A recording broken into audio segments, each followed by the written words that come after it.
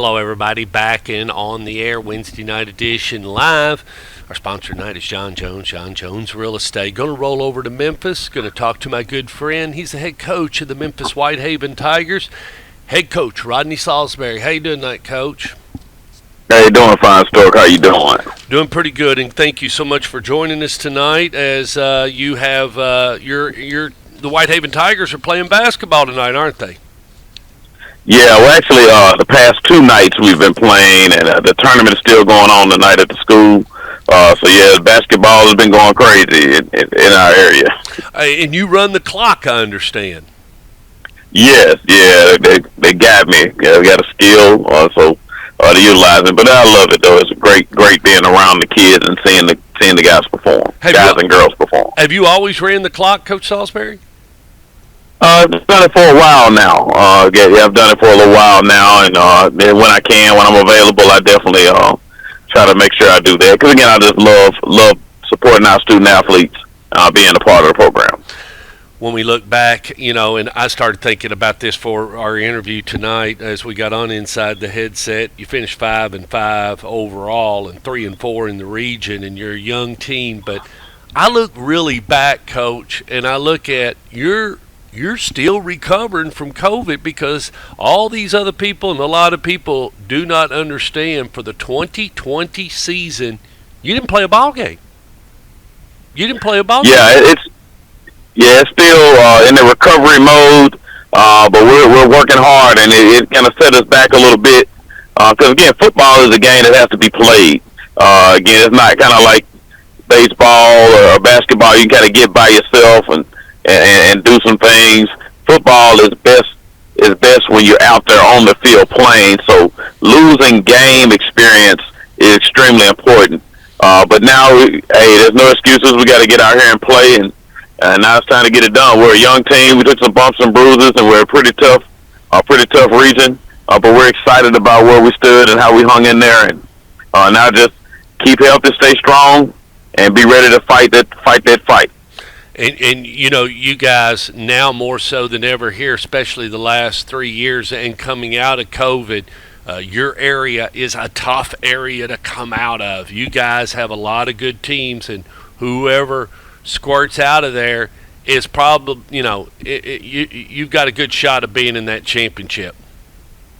Oh, definitely. Again, our region, I'll say, is probably the toughest region, with 8 teams in the region, and all 8 teams having some talent on the team. It's just, which is just recognized by kids that go to college at all the different teams, and obviously with Houston winning the state championship from our region, and us having state championships from our region. Germantown has won championships from our region over the years. So, yeah, all the teams is having success. It just keeps stacking up, and those guys are doing a great job at those programs. So you have to come to fight every day in our region, no matter who you're playing. And Houston was just ginormous. When I didn't know how big they were. And of course, I can't see but man, they had some big goons on that side of the ball, Coach. They were big kids. Oh, yeah, they had some good size, again, but every team in our league has some good size. So, again, every week you had to come and battle, and they're a team that was well put together. Again, having that opportunity to play through COVID, they had the cohesiveness of their staff, cohesiveness of their team, and they were able to just bond together. And, again, hats off to Coach James Thomas. He did a great job with the Houston Mustangs this year. So what's going on with the Whitehaven Tigers? Are y'all in fundraiser mode, weightlifting mode, trying to figure out? You got your quarterback coming back, and that's good.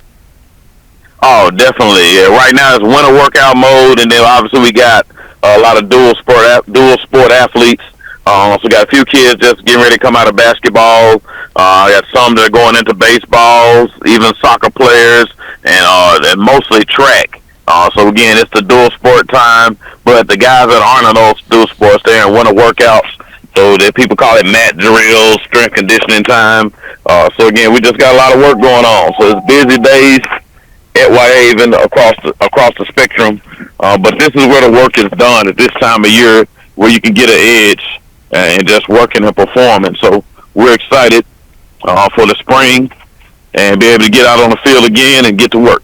You do a lot of player promotion, and the summertime is a big time for you because you talk to a lot of colleges and try to get your kids out there and get them in front of a lot of college coaches.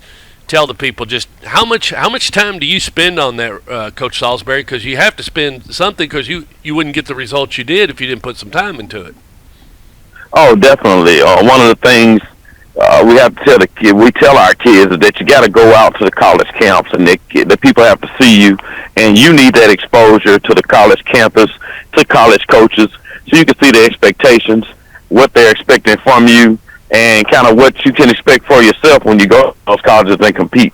So we're really encouraging our guys, and I take it upon myself to kind of take guys, and we did a tour last year. We've done it before, where we'll go on a tour for a week, or 5 to 7 days, and just visit as many schools as we can. But along the way, we also camp at a couple of those schools. So it's not just go take some pictures and try to take a photo shoot. No, you actually got to go and be ready to perform, and that's the thing. Because the biggest thing you can do as a prospect is to compete. So you need to get your kids out, and I implore coaches to go to these mega camps, go to college camps, and get the most bang for your buck, where you can be seen by as many people as possible. Make sure you communicate with the coaches beforehand, let them know you're coming, to make sure your kids are on the radar and that they go out there and perform. Because if you go out there and perform and compete, people want competitors on their team at the next level. Even with the transfer portal, which has hurt high school recruiting, because obviously it's a kid that's already been in college has a little advantage over those that are coming out of high school. But there's still a place for high school recruiting. There are some schools that still major in recruiting high school athletes. But our job is to make sure we get them out there and make sure they get the exposure that they need. And I think as high school coaches, we have to do a better job and make sure we do that in promoting our kids. You couldn't have said it better. There is still some schools that are going to take some kids coming out of high school. They're not going to build the Dion model, so to speak, and just take a bunch of because even if you get those guys, and Coach Saulsberry, you've had a lot of talent in your fingertips, you still have to coach those kids and get them all to do what you want them to do on Friday night. Oh, most definitely. And the biggest thing that the trouble with the transfer portal is that people are having is building the culture. Yep. And when you get kids that are just coming as one-offs, a lot of times getting them to indoctrinate it to the culture. Again, those are the come from programs that are solid. They fit in. They understand the expectations of college. But when it's hard when you're building with guys that are not bonded together over time. But again, we embrace the transfer portal because it's the reality of what we're living in now. But we have to teach our kids. They have to learn to understand to compete, and we got to get back to where kids stick and stay, and that they're willing to fight those tough battles and compete on a daily basis, and make sure that they're doing all that they can. Make sure they're doing all that they can in the competition level. You think definitely transfer portals change the face of college football forever.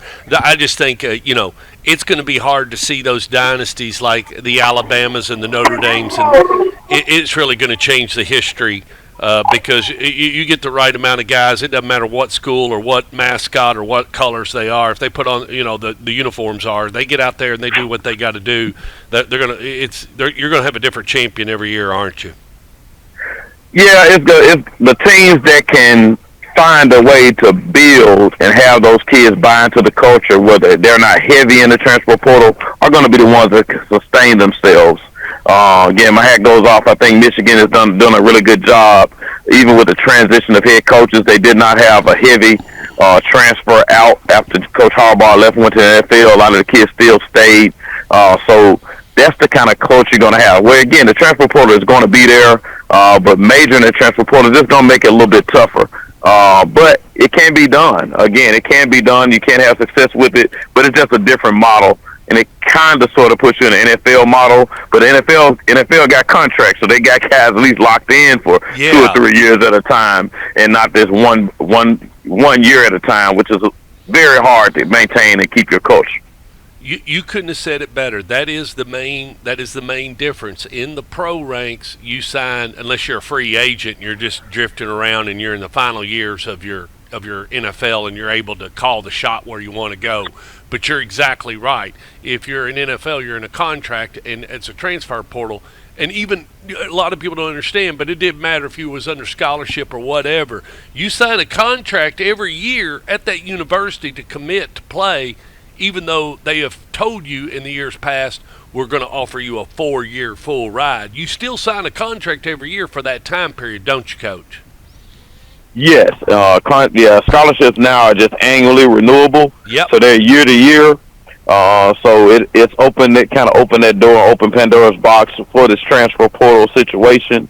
So it gave the schools an opportunity to get out of bad contracts with the 1-year scholarship. Mm-hmm. But now it's flipped to where now the kids can get in and out just as well because they're not bound for 4 years, and they can transfer and move around. So again, it has its pluses and its minuses, but I do like the ability for kids to move because coaches can move. Yeah, exactly. But at the same time, you as a coach, it makes it where you want kids to be able to stick and stay. So you just have to be a little more diligent in your recruiting, making sure you know kids that understand they're buying into the program. They're not just focused on playing time and not just focused on what they can get with NIL or the collective pay and all those kind of things that are going on now. You have to be bought in to try to develop as a football player, develop as a man, and if you want to be an NFL player, you have to find some consistency.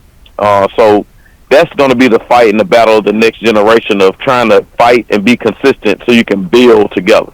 Well, and finally, Coach, I'm just going to say this. It doesn't matter, NIL and all the money in the world. My father has probably said it 1,000 times. You can make a lot of money. It will be dependent upon what you do with that money will be the ending result. So a lot of people get a lot of money, but at the end of the day, if you spend it as fast as you make it, it makes it an awful tough model, Coach. Oh, it definitely does. So hopefully, along with this NIL collectives and things they got going on, that they got some financial literacy going on at these college programs to tell them how to manage the money so that they're not taken advantage of in a situation where they're just getting utilized for their ability and not taking advantage of the opportunity of, appreciate them being able to earn the money and get money while they're in college, but making sure they're managing it right so that they're getting the grand benefits of it, because everybody won't make the NFL, but everybody can make a living in a profession once they get out of college. So making sure they're utilizing it the right way, so hopefully that education is being taught to them at the school and not just playing ball. Exactly, and you couldn't have said it better. Coach, we're going to let you go. Good luck to the Whitehaven Tigers. I'm looking forward to talking to you this fall and everything. Have a great summer, and we will talk to you soon, my friend. Hey, I appreciate it, sir. Thanks for calling. Thank you. Bye-bye.